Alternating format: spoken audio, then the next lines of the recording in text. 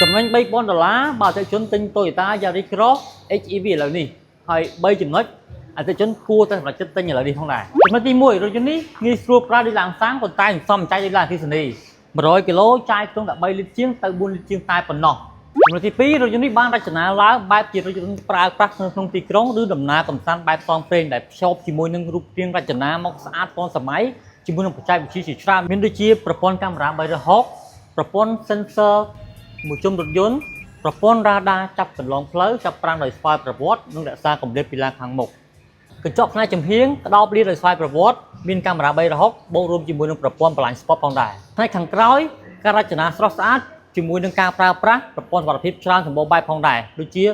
ប្រព័ន្ធ sensor មួយជុំរថយន្តកាមេរ៉ា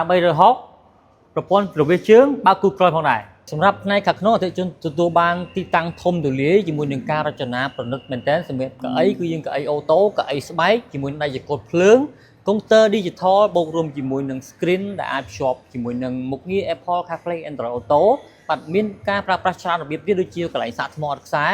ប្រព័ន្ធប្រាំងដៃអេឡិចត្រូនិកប្រព័ន្ធ Auto Hold Speaker ប្រភេទ Pioneer មានកាមេរ៉ា Record មួយស្រេចតែម្ដងហើយជាពិសេសនោះគឺដំបូលរថយន្តគឺយើងបានបំពាក់ជាមួយនឹងដំបូលកញ្ចក់ Panoramic ដែលអតិថិជនអាចធ្វើការមើល